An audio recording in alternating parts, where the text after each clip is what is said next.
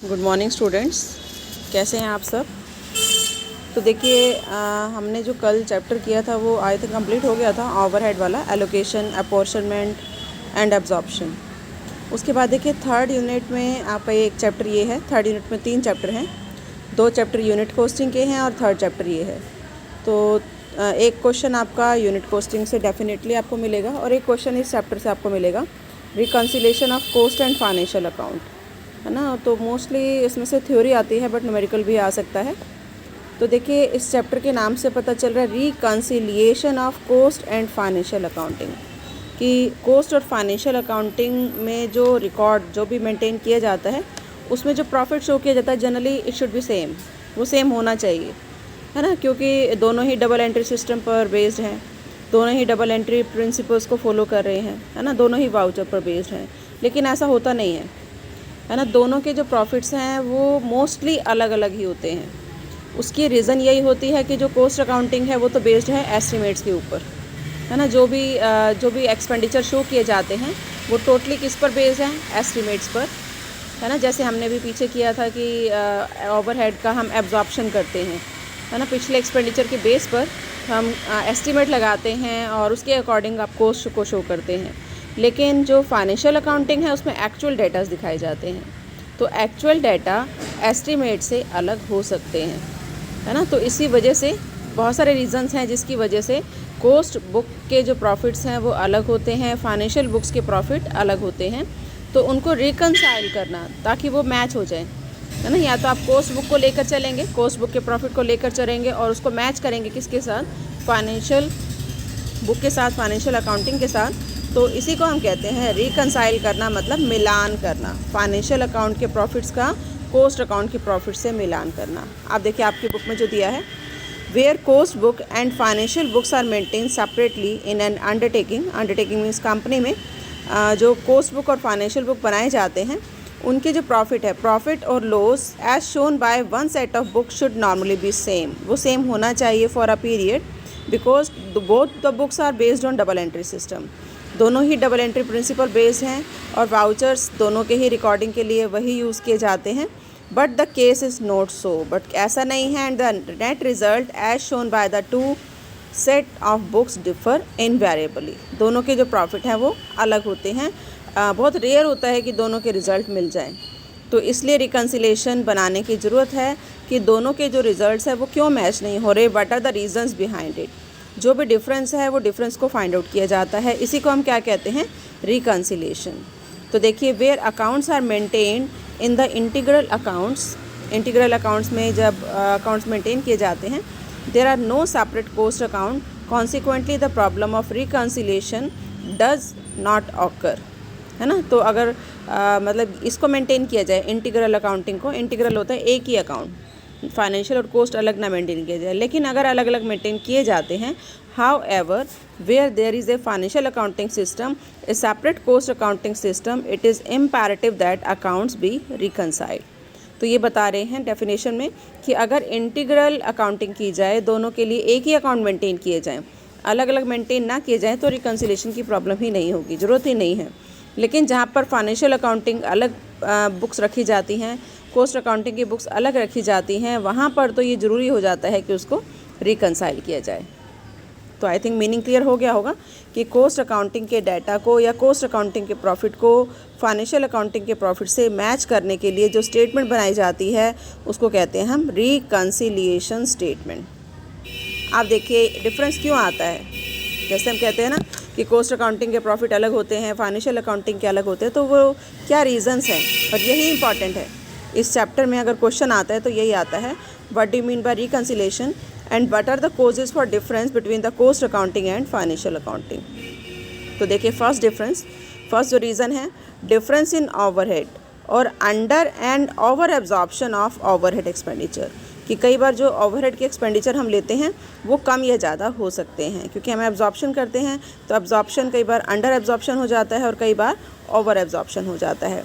तो जैसे बताया कोस्ट अकाउंटिंग में जो ओवरहेड शो किए जाते हैं वो एस्टिमेटेड होते हैं या प्री डिटरमाइंड रेट पर शो किए जाते हैं, है ना, और फाइनेंशियल में होते हैं एक्चुअल, तो वो कम या ज़्यादा अगर होंगे तो डिफरेंस आ जाएगा। फाइनेंशियल अकाउंटिंग में आपने कम दिखा दिए, कोस्ट में ज़्यादा दिखा दिए, तो कोस्ट के प्रॉफिट कम हो जाएंगे, है ना, और फाइनेंशियल में ज़्यादा हैं एक्चुअल और कोस्ट में कम दिखाए हुए हैं, तो कोस्ट की जो प्रॉफिट है वो बढ़ जाएंगे, इसकी वजह से डिफरेंस हो सकता है। सेकेंड है different basis of valuation of inventory और we can say valuation of stock, है ना। अब जैसे आपको पता है फाइनेंशियल अकाउंटिंग में वैल्यूएशन ऑफ स्टॉक कैसे किया जाता है, कॉस्ट प्राइस और market price whichever is less, इसी पर ही किया जाता है ना। बट जो कॉस्ट अकाउंटिंग है उसमें वैल्यूएशन अलग तरीके से किया जाता है, उसमें कई मेथड हैं, LIFO method, FIFO method, HIFO method, है ना, वेटेड एवरेज मेथड। तो कॉस्ट अकाउंटिंग में जो वैल्यूएशन है उसके डिफरेंट मेथड हैं, उसके बेस पर किया जाता है, लीफो फीफो या डिफरेंट टाइप के जो मेथड्स हैं। तो इसी वजह से भी डिफरेंस आ जाता है कि वैल्यूएशन ऑफ इन्वेंट्री कॉस्ट में करने का तरीका अलग है और फाइनेंशियल में करने का तरीका अलग है। थर्ड देखिए difference in the method of charging depreciation, कि डेप्रिसिएशन को जो चार्ज किया जाता है उसका मेथड अलग है ना। जैसे फाइनेंशियल की अगर हम बात करें तो फाइनेंशियल में हम स्ट्रेट लाइन मेथड यूज़ करते हैं, written down value method use करते हैं, है ना, ये आपने पढ़े भी होंगे। तो इन मेथड्स को यूज़ किया जाता है और इनकम टैक्स रूल के अकॉर्डिंग यही मेथड यूज़ किए जाते हैं। लेकिन कॉस्ट बुक में जो डेप्रिसिएशन के मेथड यूज़ किए जाते हैं वो है production hour method, production unit method, है ना, इसके अकॉर्डिंग देखा जाता है, या टेक्निकल एस्टिमेट लगाए जाते हैं। तो मेथड डेप्रिसिएशन के अलग होने की वजह से भी क्या आ जाता है, डिफरेंस आ जाता है। तो 3 तो डिफरेंस ये हो गए। फोर्थ देखिए क्या रीज़न है, items of pure financial nature included in financial account but not included in cost account. कुछ आइटम्स ऐसी हैं जो फाइनेंशियल नेचर की होती हैं, उसको हम फाइनेंशियल अकाउंटिंग में तो इंक्लूड करते हैं बट कॉस्ट में इंक्लूड नहीं करते, है ना। तो ये जो आइटम्स हैं वो कौन कौन सी हैं, जैसे रिसीप्ट ऑन इन्वेस्टमेंट, आपने इंटरेस्ट रिसीव किया ऑन लोन एंड डिपॉजिट, है ना। तो ये जो फाइनेंशियल नेचर की आइटम्स है इसको हम फाइनेंशियल अकाउंटिंग में शो करते हैं। Transfer fees of share, under writing commission, brokerage, इसको भी हम फाइनेंशियल में शो करते हैं, या कैपिटल प्रॉफिट है। Rent received on letting out the building, building को आपने किराए पर चढ़ाया, उस पर आपको रेंट मिला। Profit on sale of shares, plant, equipment, machinery, या जो चार्जेस हैं जैसे expenses such as stamp duty, discount, है ना, ये डेबिट साइड में हम शो करते हैं। इंटरेस्ट ऑन कैपिटल, ये प्योरली फाइनेंशियल नेचर का खर्चा है, या इनकम टैक्स पे किया, कॉर्पोरेट टैक्स पे किया, है ना, इस तरह के, या डिविडेंड रिसीव किया या डिविडेंड पे किया। तो इस तरह के जो एक्सपेंडिचर हैं, writing of goodwill, preliminary expenditure, ये फाइनेंशियल नेचर के हैं और कॉस्ट अकाउंटिंग में इसको शो नहीं किया जाता है। तो एक ये रीज़न हो सकता है जिसकी वजह से डिफरेंस आता है। और देखिए कुछ आइटम्स ऐसी हैं जो कॉस्ट में शो की जाती हैं बट फाइनेंशियल में शो नहीं की जाती। अब कहेंगे ये कौन सी चीज़ें हैं, तो अब देखिए एक एक्सपेंडिचर जैसे सपोज़ आपकी अपनी खुद की कैपिटल है, तो आप फाइनेंशियल अकाउंटिंग में तो उसके इंटरेस्ट को शो नहीं करेंगे, लेकिन कॉस्ट अकाउंटिंग में हम interest on self on capital उसको शो करते हैं और इसको हम कहते हैं इम्प्यूटेड कॉस्ट, है ना। अगर डिसाइड किया जाता है इस इम्प्यूटेड कॉस्ट को, इम्प्यूटेड कॉस्ट ऐसी कॉस्ट होती है जो आपने एक्चुअल में पे नहीं की, आपने एज्यूम कर ली कि अगर ये आप बाहर से जैसे कैपिटल है, अगर आप बाहर से बोरो करते तो यू हैव टू पे द इंटरेस्ट। तो ये जो इंटरेस्ट है इसको हम कॉस्ट में एज एन एक्सपेंडिचर शो करते हैं बट फाइनेंशियल में नहीं करते। इसी तरह से rent on self on factory, आपकी अपनी बिल्डिंग है ना, ऑफिस की या फैक्ट्री की अपनी बिल्डिंग है, उसके ऊपर आप रेंट पे कर रहे हैं, तो हम फाइनेंशियल में तो इसको नहीं शो करते क्योंकि नोशनल कॉस्ट है, लेकिन कई बार हम इसको कॉस्ट में शो कर देते हैं, है ना। तो इस तरह के जो एक्सपेंडिचर हैं जैसे इंटरेस्ट है, रेंट है, ये कॉस्ट में इंक्लूड होते हैं, फाइनेंशियल में इंक्लूड नहीं होते और इसकी वजह से भी डिफरेंस आ जाता है। नेक्स्ट देखिए abnormal loss and abnormal gain, कि अगर कोई एबनॉर्मल लॉस हो जाता है, चाहे वो मटेरियल के ऊपर हो या किसी चीज़ का भी है, तो एबनॉर्मल लॉस और एबनॉर्मल गेन को हम फाइनेंशियल अकाउंटिंग में P&L अकाउंट में डेबिट या क्रेडिट में शो करते हैं, लेकिन कॉस्ट अकाउंटिंग में शो नहीं करते, है ना। कॉस्टिंग P&L में इसको एबनॉर्मल को लॉस को शो नहीं करते, नॉर्मल लॉस को हम शो कर सकते हैं, तो इसकी वजह से भी डिफरेंस आ जाता है। तो देखिए ये 6 आपको रीज़न्स दे रखे हैं जिसकी वजह से रिकन्सिलेशन स्टेटमेंट बनाई जाती है या डिफरेंस आ जाता है फाइनेंशियल में और कॉस्ट में। आप देखिए कुछ ऑब्जेक्टिव्स दे रखे हैं, ये आप पढ़ के देख लेना। उसके बाद देखिए एक परफॉर्मा आपको दिया है रिकन्सिलेशन का, वो देखना है। ये देखो रिकन्सिलेशन स्टेटमेंट मतलब कैसे बनाई जाती है। आप देखिए सबसे पहले हम कॉस्ट को लेकर चलते हैं जनरली, है ना। वैसे तो हम फाइनेंशियल को लेकर चले हम कॉस्ट तक पहुंच सकते हैं, कॉस्ट को लेकर चले तो फाइनेंशियल तक पहुंच जाते हैं, लेकिन हम फाइनेंशियल के जो रिजल्ट्स है उसको तो चेंज नहीं कर सकते क्योंकि वो income tax point of view से मैंडेटरी है बनाना फाइनेंशियल अकाउंटिंग। और कॉस्ट अकाउंटिंग का हम प्रॉफिट लेकर चलेंगे और कहाँ तक जाएंगे, फाइनेंशियल अकाउंटिंग तक। तो अब ये देखिए, सबसे पहले हम शो करेंगे प्रॉफिट एज़ पर कॉस्ट शीट। यहाँ पर एक कॉलम होगा, वहाँ पर अमाउंट शो हो जाएगा। उसके बाद देखो इसमें इस तरह के जो एक्सपेंडिचर हैं जो यहाँ दिए हुए वो ऐड करने हैं। Expenses over charge in cost accounting. अब आप इसको सोच के देखो कि एक्सपेंसेस कॉस्ट अकाउंटिंग में ज़्यादा चार्ज हो गए लेकिन फाइनेंशियल में चार्ज नहीं किए। अब अपने फाइनेंशियल से मैच करना है। फाइनेंशियल में अगर चार्ज नहीं किए तो फाइनेंशियल का प्रॉफिट बढ़ गया, तो आप कॉस्ट के प्रॉफिट को भी बढ़ा देंगे। आई थिंक क्लियर हो रहा होगा कि कॉस्ट अकाउंटिंग में आपने एक्सपेंडिचर ज़्यादा दिखा दिया, expenses over charge in cost accounting. तो जो एक्सपेंडिचर आपने कॉस्ट में ज़्यादा दिखा दिए, इसका मतलब आपका प्रॉफिट कम हो गया और फाइनेंशियल का प्रॉफिट बढ़ गया। तो अब आपने चेंज किस में करना है, कॉस्ट में। तो आप कॉस्ट के प्रॉफिट को भी बढ़ा देंगे। सेकेंड देखिए, over valuation of opening stock in cost, कि कॉस्ट का जो ओपनिंग स्टॉक है उसको आपने ज़्यादा दिखा दिया। अब अगर कॉस्ट का आपने ओपनिंग स्टॉक ज़्यादा दिखा दिया, तो अगर आपको ध्यान हो ओपनिंग स्टॉक को हम एक्सपेंडिचर में ऐड करते हैं, तो ये इट मीन्स ये भी हमारा जो है वो एक्सपेंडिचर बढ़ गया और आपके प्रॉफिट कम हो गए, है ना। अगर आपके प्रॉफिट कम हो गए तो हम इसको बढ़ाएंगे, तो इसलिए इसको ऐड किया जाएगा। इनकम और प्रॉफिट जो फाइनेंशियल अकाउंटिंग में तो शो हो गई, तो फाइनेंशियल के प्रॉफिट तो बढ़ गए लेकिन कॉस्ट के प्रॉफिट नहीं बढ़े, तो उसको यहाँ शो कर देंगे और कॉस्ट के प्रॉफिट को बढ़ा लेंगे।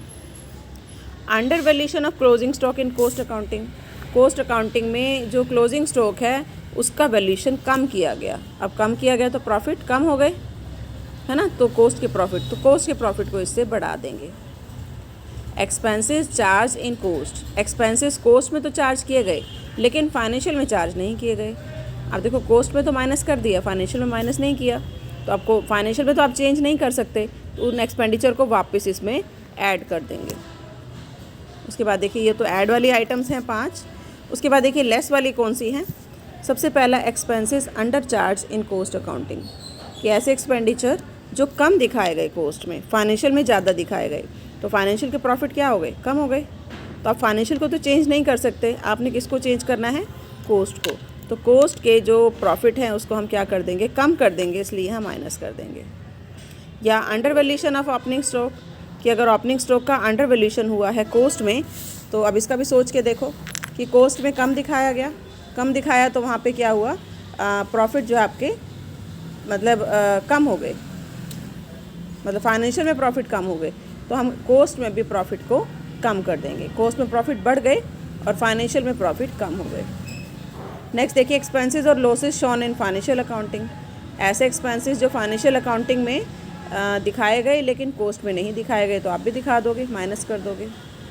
Over valuation of closing stock in cost accounting, cost accounting में क्लोजिंग स्टॉक ज़्यादा दिखा दिया गया जिससे उनके प्रॉफिट बढ़ गए। अब बढ़ गए तो यहाँ पे हम क्या करेंगे, माइनस कर देंगे। Items of income recorded in cost but not in financial, कि कॉस्ट में तो रिकॉर्ड की गई आइटम लेकिन फाइनेंशियल में रिकॉर्ड नहीं की गई, है ना। तो फिर फाइनेंशियल में तो आप चेंज नहीं कर सकते, उस इनकम को आप यहाँ से भी हटा दोगे, तो माइनस कर दोगे। तो इस तरह का ऐड और लेस करोगे तो यहाँ पर आपका आ जाएगा profit as per financial accounting, है ना, और P&L अकाउंटिंग। तो आई थिंक क्लियर हो गया होगा किस तरह से रिकन्सिलेशन स्टेटमेंट बनाई जाती है। अब देखो मेमोरेंडम रिकन्सिलेशन स्टेटमेंट भी बनाई जा सकती है ना। इसको हम डेबिट और क्रेडिट साइड में भी शो कर सकते हैं। तो वैसा ही है, जो आइटम्स हमने माइनस की वो डेबिट साइड में आ जाएंगी और जो आइटम्स हमने प्लस की वो क्रेडिट साइड में आ जाएंगी। क्रेडिट साइड में आपने शो करना है प्रॉफिट एज़ पर कॉस्ट बुक, अगर प्रॉफिट है। अगर लॉस है तो वो डेबिट में आ जाएगा, लॉस एज़ पर कॉस्ट बुक। हो रहा है क्लियर, लॉस एज़ पर कॉस्ट बुक। और अगर प्रॉफिट है तो आ जाएगा प्रॉफिट एज़ पर कॉस्ट बुक, है ना। तो इस तरीके से आप जो है वो जो आइटम्स फिर माइनस वाली थी जो भी हमने ऊपर की, वो यहाँ पर डेबिट साइड में आ जाएंगी और जो प्लस वाली थी वो क्रेडिट साइड में आ जाएंगी। फिर जो बचेगा वो हमारा क्या होगा, profit as per financial book या loss as per financial book, credit side में आएगा। ठीक है, तो इसको करके देखना, इसका एक क्वेश्चन भी करके देखना, और अगर कोई प्रॉब्लम हो तो आप मुझसे पूछ सकते हैं।